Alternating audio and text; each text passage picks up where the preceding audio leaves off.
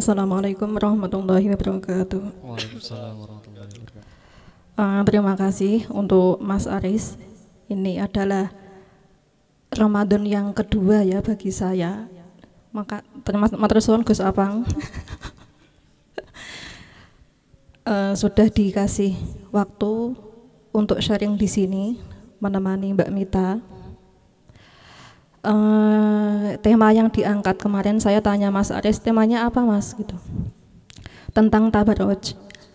Tabarruj itu bentuk masdarnya dari kata tabarroja ya tabarroju tabarrujan, yang artinya berhias, bersolek ataupun untuk berhias untuk kecantikan gitu.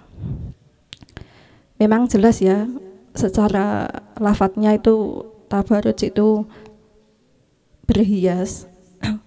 Dan ada sebagian ulama yang mengatakan tabarruj itu sifat yang berlebih-lebihan atau israf dalam berhias ataupun dalam berpakaian ataupun dalam berbicara ataupun dalam bersikap.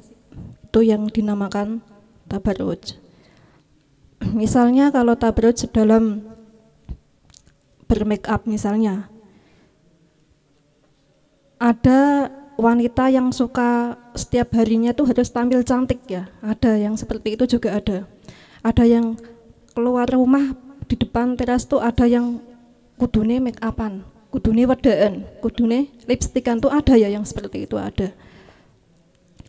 Sebenarnya tabarruj itu boleh-boleh saja, yang tidak boleh itu yang memang berlebih-lebihan itu. Nah, itu. Maksudnya saya tuh berhias itu boleh, tetapi yang tidak diperbolehkan itu memang yang israf tadi, yang berlebih-lebihan itu memang tidak diperbolehkan agama gitu. Jadi apapun yang wanita lakukan, wanita itu memang agama Islam itu sangat menjunjung tinggi wanita ya. Nah, kita dianugerahkan sebagai wanita itu dianugerahi untuk dirawat, untuk dijaga agar lebih-lebih kalau sudah punya suami ya. Kita berhiasnya otomatis niatnya untuk menyenangkan suami. Nanti beda lagi kalau misalnya Mas Aris make upan ya beda lagi nanti kasusnya gitu. Jadi memang kalau di depan suami memang disunahkan untuk menyenangkan suami. Salah satunya kita merawat diri, kita bermake up, berhias gitu. Nah, berarti dari penjelasan yang pertama ini menyatakan bahwa sebenarnya tabarruj itu boleh-boleh saja selama tidak terjadi israf, tidak berlebih-lebihan. Bukan tabarruj, tapi berhias itu boleh, tetapi jangan sampai berlebih-lebihan gitu.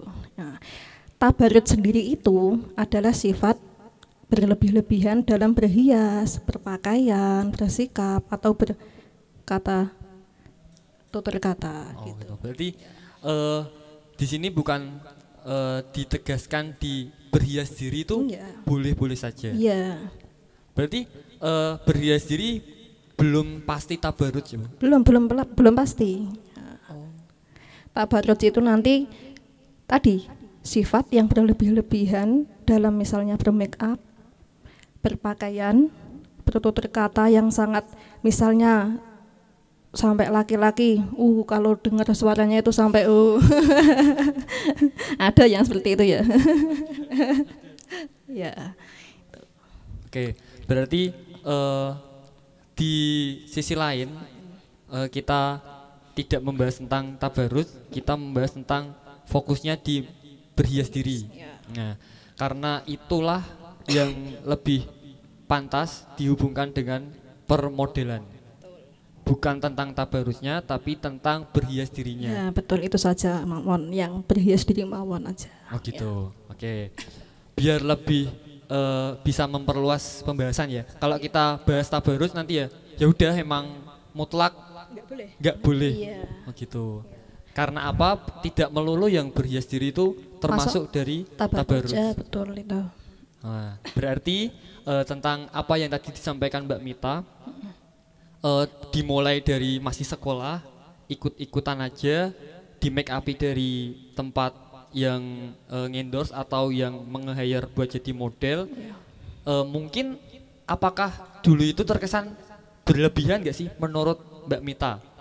Apakah dulu proses make upnya atau proses fotonya menurut Mbak Mita sendiri apakah berlebihan atau enggak? Kalau dulu kayaknya buatan ya karena seadanya aja beda sama sekarang ya Mas, semakin zaman kesini make up semakin menurut saya semakin bagus gitu dan tahapannya juga banyak banget gitu. Jadi dulu itu paling simpel aja, pakai bedak, terus foundation, terus blush on, alis gitu-gitu aja.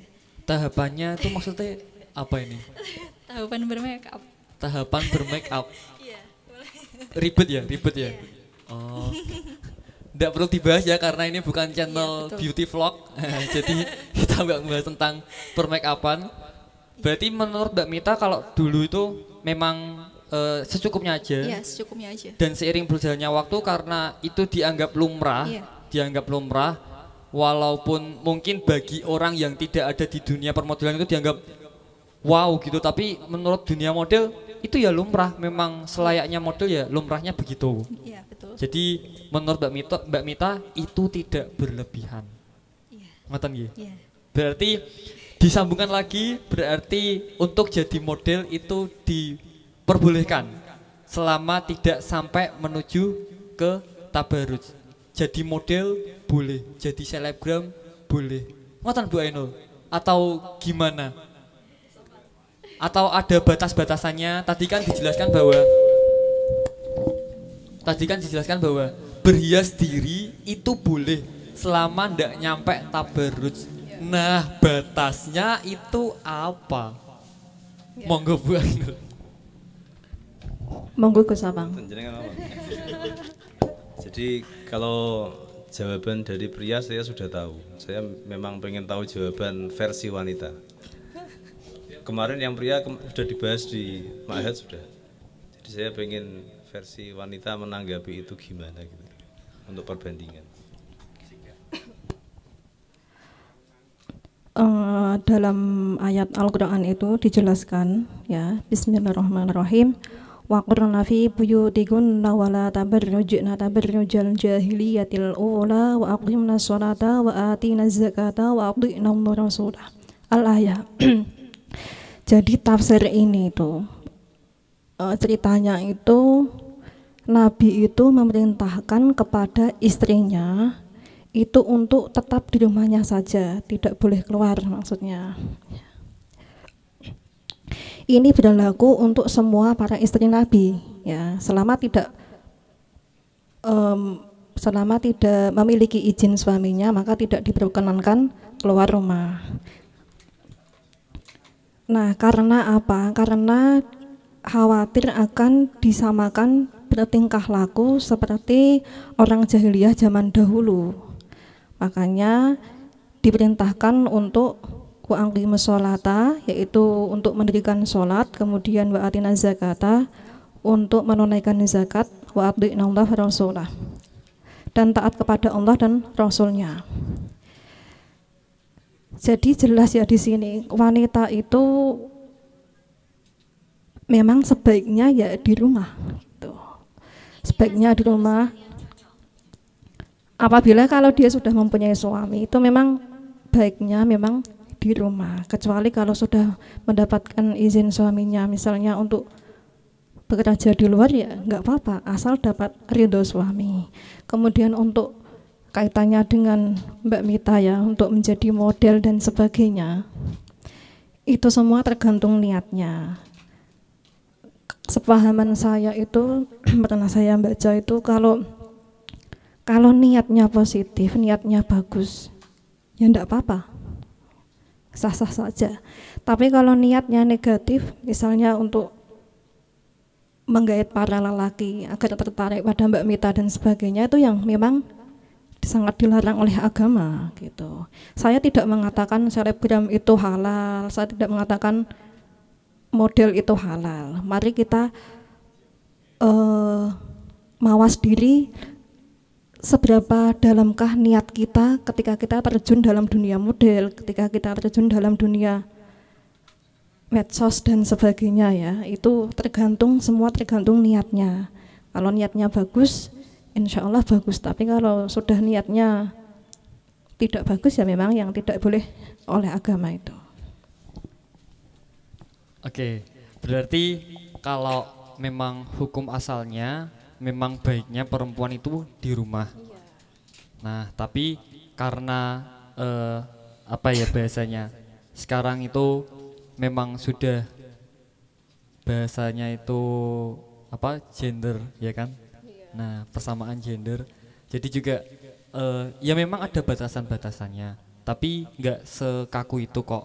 Selama masih tahu batasannya, tetap terjaga niatnya dan dapat izin dari suami. Kalau belum punya suami berarti dapat izin dari orang tua. Oke, Ya. berarti selama orang tua mengizinkan, ya enggak apa-apa. Oh gitu. Selama bisa menjaga dirinya di luar, misalnya dia bekerjanya bisa menjaga diri agar tidak ini itu, maka ya tidak apa-apa. Oleh orang tuanya sudah dapat izin, dapat ridho, insya Allah tidak apa-apa gitu. Oke. Toh tadi dari Mbak Mita sudah menjelaskan sudah berhijab sebelum jadi model dan selama jadi model selalu berhijab. Ya kan Mbak, apa pernah menerima job yang tidak berhijab Mbak? Alhamdulillah belum. Alhamdulillah Tapi nggak belum mau. dan tidak mau. Berarti Jangan. masih kuat imannya ya. Karena mungkin ada beberapa selebgram atau beberapa model yang itu modelnya by request gitu. Kan Iya, ada kan? ada. Kan? Banyak kan juga kalau minta hijab ya. Oke, aku pakai hijab. Kalau mau nggak pakai hijab, oke aku lepas. Ada juga yang gitu Bu. Jadi model hijab tapi itu by request gitu. Saya baru tahu malan. Iya, jadi ada kan Mbak Mita? Iya. No, Mbak Mita juga Biasanya sakit. dipakai buat ini kayak model make up wedding gitu-gitu Kak. Oh gitu, berarti lepas jilbab Iya, ya. kalau misal dipakai paes gitu kan memang harus Oke. dilepas. Oh gitu. Tapi Mbak Mita alhamdulillah sampai detik ini dan nggak akan nerima job yang tanpa hijab. Nggih. Nah, berarti sudah jelas ya batas-batasannya. Selama masih bisa menjaga diri, mawas diri dan tetap menjaga niatnya, itu menurut Bu Ainul, yakin ya? Itu tidak apa-apa karena tidak sampai tabaruj. Cukup sampai berhias diri dan tahu batasannya. Karena ketika kita hubungan dengan tabaruj itu nggak hanya berhias diri loh. Ketika kita berlebih-lebihan dalam bersikap, bertutur kata, ketika kita bergerak-geriknya perempuan itu terlalu berlebihan, itu juga make upnya berlebihan, terlalu mengundang syahwat, itu juga bisa masuk tabaruj. Walaupun penampilannya biasa aja, tapi ternyata kata-katanya itu selalu menggoda dan lain sebagainya. Kan ada juga tampilannya sih biasa aja, tapi secara dia tutur kata lenjeh banget gitu, lemes banget. Nah itu juga, nah ya kan, ada juga ya, itu jelas tidak boleh, jelas haramnya. Dan kalau memang bisa konsisten tidak melepas hijab, kenapa tidak? Toh masih berhijab dan tahu batasannya. Kecuali kalau modelnya tadi yang modelnya bongkar pasang, ya kan, by request, itu jelas haram. Karena kan jelas membuka hijab dan pasti apa ya, itu udah keluar dari batasan-batasan dari yang diperbolehkan bagi perempuan itu sendiri. Ngoten nggih, bener ndak sih Bu yang saya simpulkan? Ya, jadi Gimana Gus Abang? ternyata sesuai prediksi saya ya. Jadi jawaban dari perempuan beda dengan jawaban dari pria ya. Iya, Kamu yang kemarin ikut di Ma'had, iya. jawabannya gimana? Jawabannya Kamu yang ikut. haram. Jadi model haram. Jadi kenapa di sini tadi rencananya ada Pak Atha Bu di sini Bu. Tapi saya kalau ngobrol sama Pak Atta, dia lebih condong ke yang enggak apa-apa. Jadi dia cowok tapi feminim deh. Dia kalau ngobrol sama saya ya lebih condong ke enggak apa-apa. Cuma saya enggak jadi dihadirkan karena memang pengen lihat yang dari sudut pandang perempuan melihatnya gimana, dan ternyata memang mereka maunya enggak apa-apa. Mereka maunya enggak apa-apa. Jadi kalau ada sosok pria menghukumi haram, pasti para wanita ini ya protes. Ya deh, protes deh. Coba. Mbak Mita protes deh kalau dibilang nggak usah lah deket-deket sama model selebgram haram. Dengan kata-kata haram dari pria, jenengan berdua ini loh, berdua. Dan Mbak Mita tak berdua ini protes apa deh? Protes ya. Karena Bu gurunya protes lah, bu gurunya. Tergantung niatnya. Semua itu tergantung niatnya. Menarik lagi tentang kita breakdown lagi tadi proses jadi modeling itu tidak hanya tentang di hire buat jadi model, kita pose di foto, tidak hanya itu, tapi setelah itu ada foto-foto yang terdokumentasikan jadi file-file itu. Nah itu kan udah jadi hak dari brandnya yang hire buat jadi model. Foto-foto itu otomatis akan di-share secara meluas. Apakah itu juga diperbolehkan atau wah kalau di-share secara bebas berarti nanti yang lihat cewek cowok, yang lihat nanti tidak ada batasnya.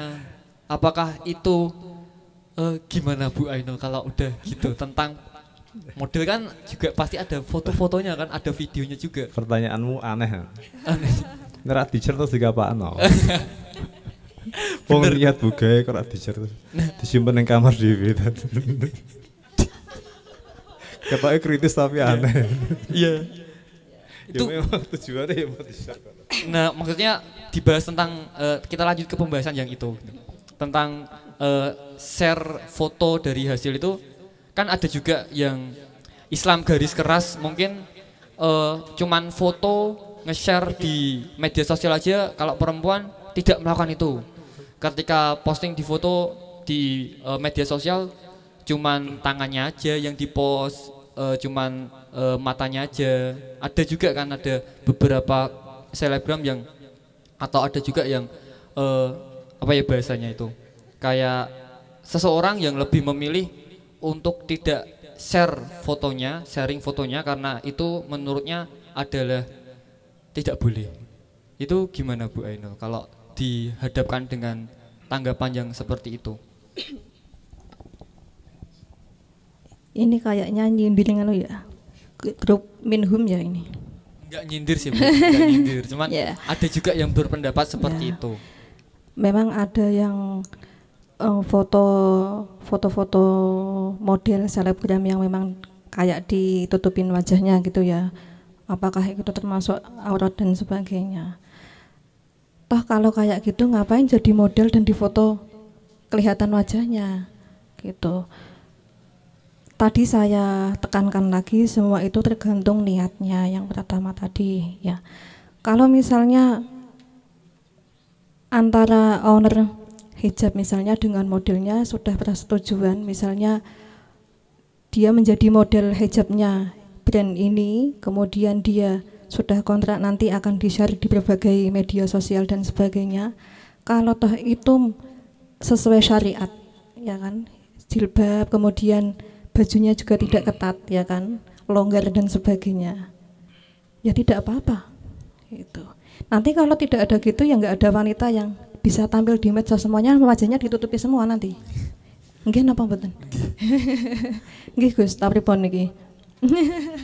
Nanti kalau misalnya nggak boleh semuanya, nanti nggak ada wanita yang semuanya, berarti wajahnya diberamkan semua di semua medsos itu nanti, ya kan? Gitu. Berarti menurut Bu Ainul ya enggak apa-apa selama itu masih sesuai dengan syariat. Syariat ya. Gitu. Karena batasan syariat itu gimana Bu? Gus monggo diilangin jawab. Oke, tak wangi ya. Jadi saya tidak mau menolak jawabannya ndak pokoknya. Mereka jawab apa nanti tak wangi kan. Benar tukaran. Jadi di tafsir Asy-Sya'rawi yang biasa saya baca itu, di tafsir yang ayat yang dibacakan Bu Ainul tadi, arti di sini diartikan la tuwassi'na dairatat tabarruj allati haddadaha asy-syar'u wa hiya al-wajhu wal kaffan. Jadi yang dimaksud larangan tabarruj di sini jangan sampai melonggar melewati batas wajah dan dua telapak tangan. Di sini diterangkan jelas, cuma kalau tafsir ini biasanya kalau di Basul Masail tidak dipakai karena tidak masuk di kategori fikih. Tapi kalau saya tetap pakai. Jadi yang dimaksud tidak boleh tabarruj itu tidak boleh melewati batas wajah dan telapak tangan.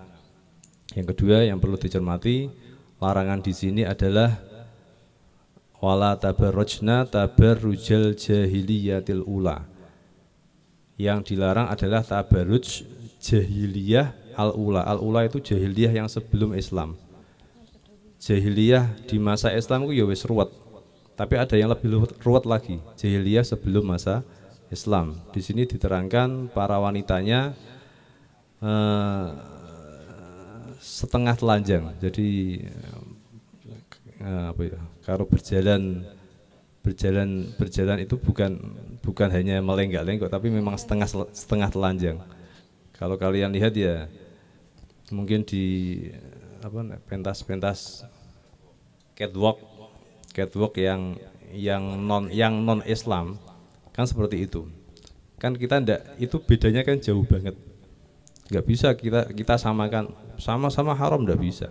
Bedanya jauh banget kok disamakan. Ndak bisa. Yang sana buka-bukaan los-losan, yang sini tutup rapat, hanya terlihat wajah dan telapak tangan. Kakinya aja sepatunan kaos kaki, rapat banget ya.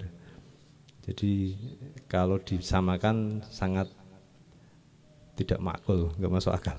Karena bedanya jauh banget. Yang di sini tabarrujal jahiliyatil ula.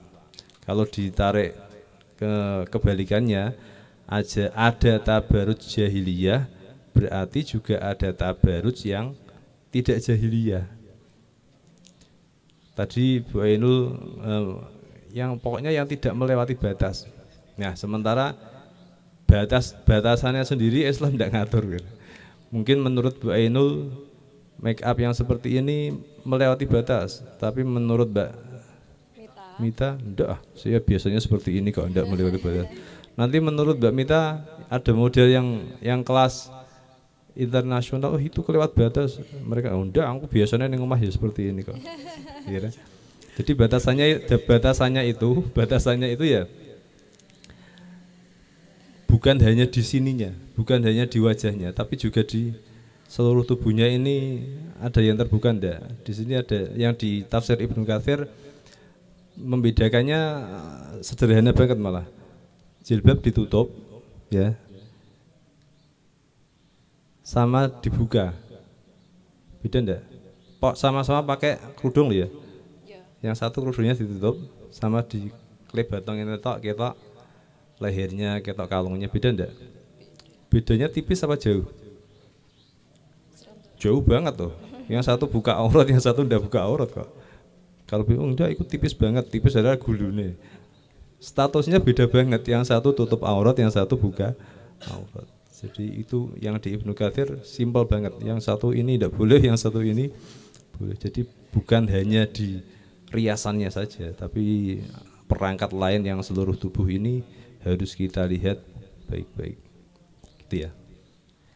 Oke, itu adalah batasan dari penjelasan Gus Apang, batasan dari apa tadi? Syariah atau tidaknya dari kitab yang dibaca tadi adalah wajah dan telapak tangan. Jahiliyah dan non jahiliyah. Oh, gitu kalau aja. saya bikin istilah seperti itu. Nah, gitu. Yang dilarang ya yang jahiliyah. Yang non jahiliyah ya berarti ya apa? Enggak apa-apa. Islamiyah atau gimana? Ya kayak Kakang kalau Syar'i. kayak model seperti Mbak Mita ini kamu katakan jahiliyah masuk enggak? Enggak lah. Ya enggak banget. Aneh banget. Kalau ini dikatakan jahiliyah terus yang pakai pakaian minim-minim kamu katakan apa? Apa ya?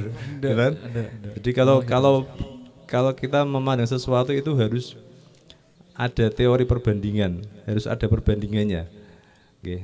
Kalau mungkin Mbak Mita dibandingkan sama wanita-wanita yang sholihah banget yang pakaiannya tidak ada modelnya sama sekali, beda banget.